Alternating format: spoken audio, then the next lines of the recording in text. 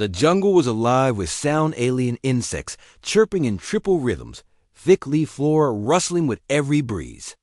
The cadets of the Corellian Defense Academy had crash-landed deep in the uncharted green of Kurtal 9, their sleek evacuation ship.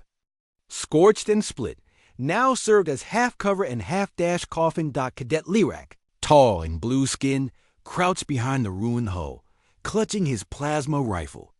Sweat trickled down his frilled brows. His fellow cadets, 6 in total, shivered in silence. Most of them had never seen combat, let alone survived a crash or an ambush by native predators with acid-laced talons. But they weren't alone. From the jungle came movement smooth, controlled, and entirely out of place among the panicked aliens. A human.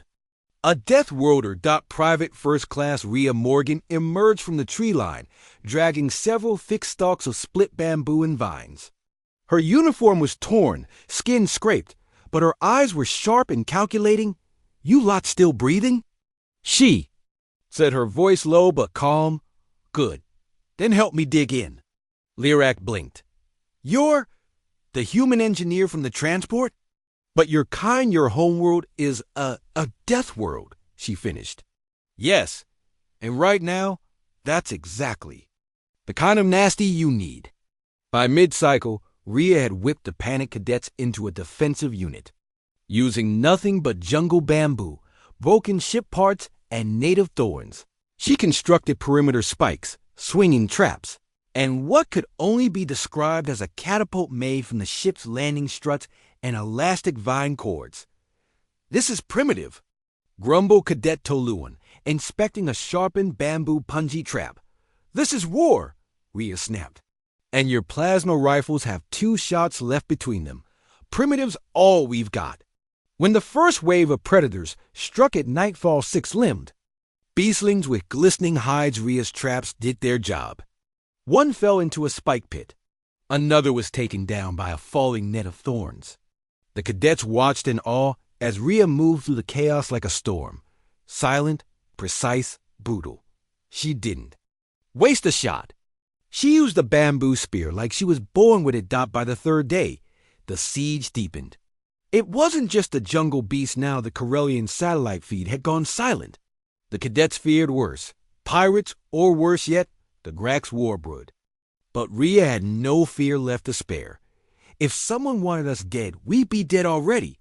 This is pressure, test, strategy. "You want them to attack?" Lirak asked.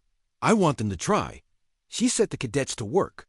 Trenches, signal fires, elevated watch posts made from lashed bamboo, even crude water filters.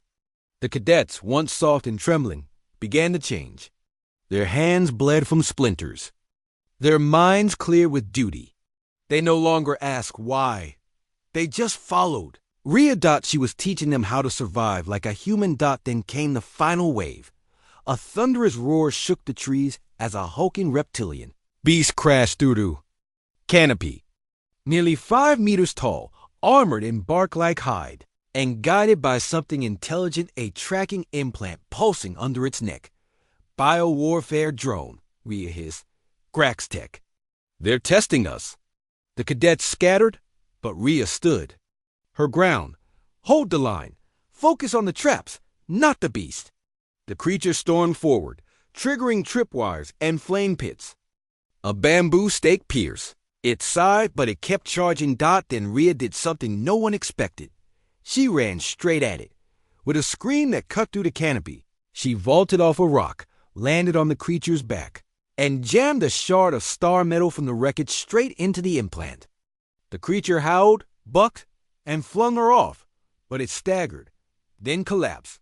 Twitching. Rhea hit the ground hard. Everything went still. The cadets rushed to her side as the jungle fell silent. "You killed it," Toluan whispered. Double quotes, "No." She muttered, coughing. "I broke their toy." Hours later, a rescue ship descended from orbit.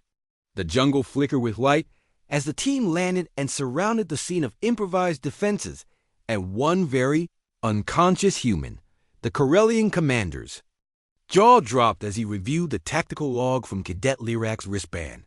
"You mean to tell me One human did all this. She saved us, Lirak said simply. She trained us. She made us fight. Out of bamboo and scrap, Toluon added. The commander stared at the ruined battlefield.